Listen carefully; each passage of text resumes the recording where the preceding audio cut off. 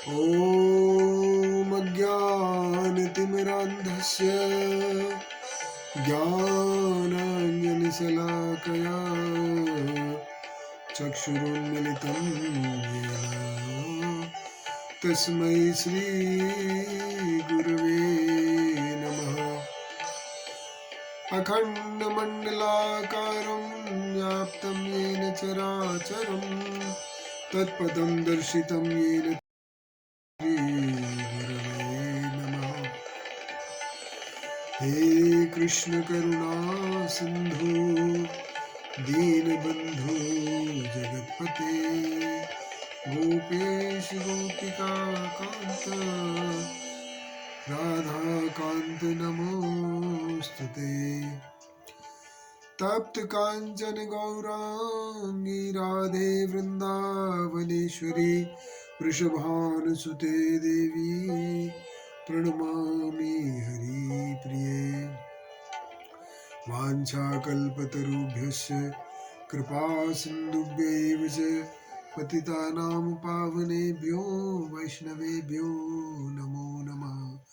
बोले लाली लाल ठाकुर जी महाराज की जय। श्री बांके बिहारी लाल की जय। श्री श्री गिरिराज महाराज की जय। श्री श्री ब्रज वृंदावन धाम की जय। प्रिय भक्तों, हमने पिछले वीडियो के अंतर्गत इस बात पर चर्चा की थी कि मनुष्य के लिए भक्ति और धर्म का क्या महत्व है और हमें उसे क्यों पालन करना चाहिए। आज हम मनुष्यों में बहुत सारी संप्रदाय को लेकर भ्रांतियां हैं, हम उस पर चर्चा करेंगे और इसके साथ साथ भगवान कौन है, हम इस बात पर भी चर्चा करेंगे। तो आइए सबसे पहले लेते हैं कि संप्रदाय क्या है। बहुत सारे लोग भ्रम में रहते हैं इस बात को लेकर कि संप्रदाय विशेष में दीक्षा लेना क्यों जरूरी है। तो आइए शुरू करते हैं। बोले लाली लाल ठाकुर जी महाराज की जय। तो प्रिय भक्तों, संप्रदाय का मतलब होता है एक विशेष प्रकार के वर्ग में, समुदाय में शामिल हो जाना। चूंकि मनुष्य को गुरु ही भगवान से मिलाता है, गुरु के बिना भगवान के बारे में ज्ञान प्राप्त होना, गुरु के बिना भगवान की प्राप्ति होना बहुत कठिन है, दुस्तर कार्य है, दुर्गम कार्य है, जिसे आसानी से नहीं किया जा सकता। क्योंकि भगवान को जानने वाले गुरुदेव कृपा करते हैं तो भगवान का ज्ञान जीव को प्रदान करते हैं, उसे शरण में लेते हैं, उस पर कृपा करते हैं, तब वो भगवान के बारे में जान पाता है और भगवान की भक्ति करता है। तो बहुत सारे लोग इस संसार में गुरु बनाने के लिए दौड़ लेते हैं।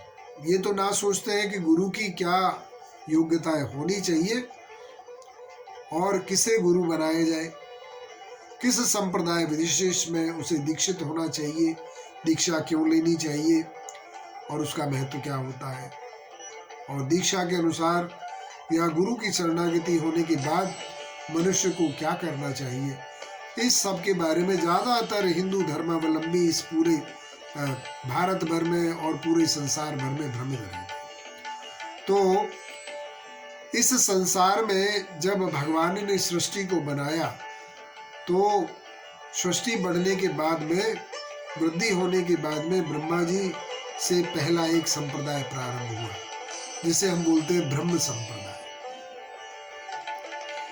ब्रह्म संप्रदाय के जो प्रवर्तक है वो ब्रह्मा जी महाराज है, क्योंकि सबसे पहले उन्होंने ही भगवान का दर्शन किया, तो ब्रह्म संप्रदाय उनसे प्रारंभ हुआ।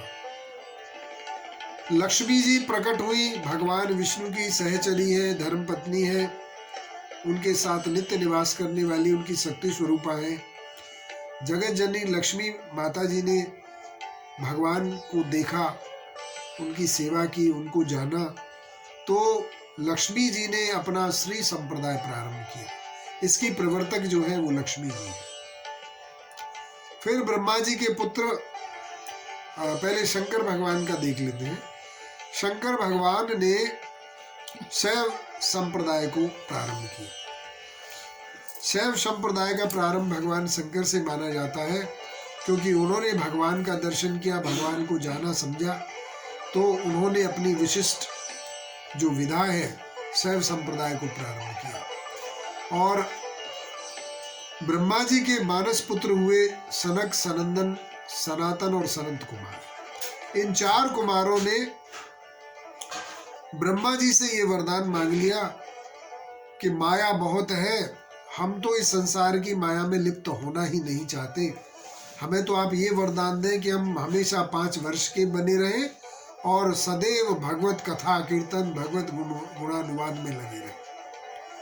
तो एक संप्रदाय शुरू किया गया, कुमार संप्रदाय।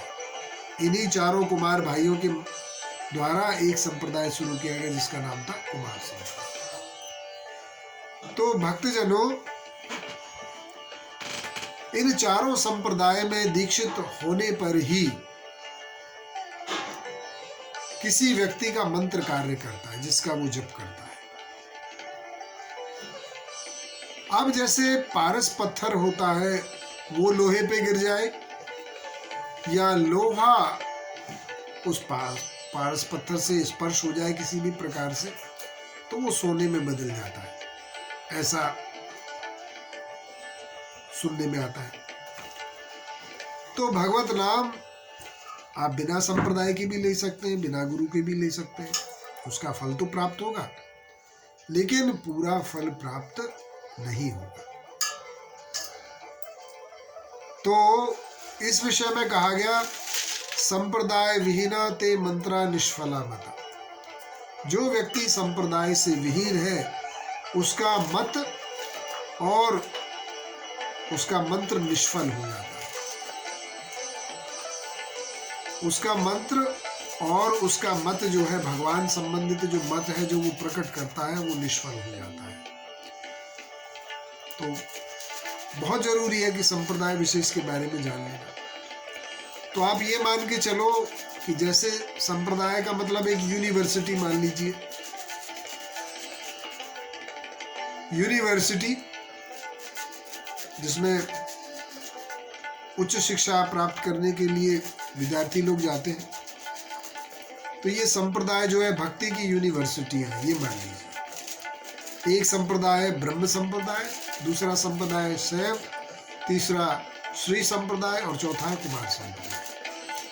इन 4 संप्रदायों में की ब्रांच में भी अगर कोई दीक्षित होता है तो उसका मंत्र निष्फल नहीं होता, अन्यथा उनके सब मत और मंत्र निष्फल माने जाते। उदाहरण के लिए हम ये कहें कि किसी स्कूल कॉलेज में कोई बच्चा पढ़ने जाए और कई साल पढ़ने के बाद उसे पता लगे कि इस विद्यालय, कॉलेज या यूनिवर्सिटी के सर्टिफिकेट की वैल्यू नहीं है। इतने साल उसने पढ़ने में बिताए और पता लगा कि उसके सर्टिफिकेट की वैल्यू नहीं है, उसकी कोई मान्यता नहीं है। मान्यता ना होने पर क्या होगा, उसकी जितना उसने परिश्रम किया है, जितना समय उस विद्या को पढ़ने में लगा, वो सभी निष्फल मानी जाएगी। क्यों मानी जाएगी? क्योंकि वो एक ऑथेंटिक सोर्स से प्राप्त नहीं है, एक अधिकृत स्रोत से उसको नहीं प्राप्त किया गया। हर ज्ञान को प्राप्त करने की एक प्रक्रिया होती है। तो संप्रदाय जो है वो एक प्रकार से भक्ति की यूनिवर्सिटियां हैं, जहाँ पर वो अपने मत के अनुसार उनको भगवान प्राप्ति के साधन बतलाए जाते हैं कि उनके अनुसार इन 4 संप्रदायों में जो 4 इनके प्रवर्तक हैं, उनके अनुसार उन्होंने भगवान को किस प्रकार से जाना, भगवान देखने में कैसे हैं, भगवान कैसा आचरण पसंद करते हैं, क्या उनको खाना पसंद है, क्या पीना पसंद है, ये सारी बातें उन संप्रदाय विशेष के माध्यम से हमको ज्ञात होती है। तो संप्रदाय में अगर कोई दीक्षित नहीं है तो स्वाभाविक सी बात है, उसका मत और मंत्र जो है दोनों ही निष्फल माने जाते हैं। तो हमें बड़ा सोच विचार करके किसी भी संप्रदाय में दीक्षा लेनी चाहिए। जैसे कि 4 प्लेटफार्म हैं और उन सभी से 4 गाड़ियां दिल्ली की ओर जा रही हैं। हमारा लक्ष्य है, हमारा जो मंजिल है वो है दिल्ली पहुंचना। तो हम किसी भी गाड़ी में सवार हो सकते हैं, प्लेटफार्म नंबर 1, प्लेटफार्म नंबर 2 या प्लेटफार्म 3 या 4 से।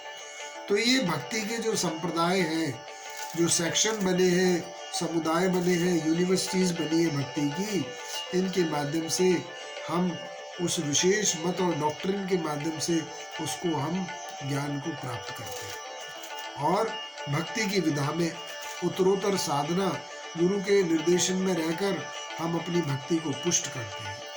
तो इस प्रकार से सभी लोगों को उसके बारे में जानना चाहिए। ज़्यादातर लोग इसके बारे में भ्रमित हैं। आप लोगों को ये जरूर अवश्य जान लेना चाहिए कि भ्रमित होने की जरूरत नहीं है। इन संप्रदाय से बाहर जो लोग भी अपने आप को ये बोलते हैं कि मैं भगवान हूँ, मेरे तो कोई गुरु नहीं है, मैं तो स्वयं प्रकट हूँ, स्वयं सिद्ध हूँ, ऐसा मानने वालों को उनके उपदेशों को, उनकी शिक्षाओं को हमारा शास्त्र जो है न मानने का आदेश करता है, क्योंकि वो ज्ञान अधिकृत स्रोत से नहीं है। इवन भगवान जब आते हैं इस संसार में जन्म लेते हैं तो वो संसारी लोगों को, हम बद्ध जीव पतित आत्माओं को समझाने के लिए गुरुकुल में जाकर स्वयं शिक्षा प्राप्त करते हैं। वो तो स्वयं प्रकांड विद्वान है, सारा ज्ञान भगवान से ही उत्पन्न होता है, लेकिन फिर भी भगवान इस संसार में हमको शिक्षा देने के लिए गुरुकुल में जाकर गुरु धारण करते हैं और उनसे ज्ञान प्राप्त करते हैं। तो मैं समझता हूँ कि संप्रदाय विशेष के बारे में आप सब लोगों का जो भ्रम है वो इस चर्चा के माध्यम से दूर हो गया होगा, और अन्य विषयों पर भी हम चर्चा करेंगे। तो आज की जो चर्चा है हम इसे यहीं पर विराम देते हैं। बोलिए जय जय श्री राधे।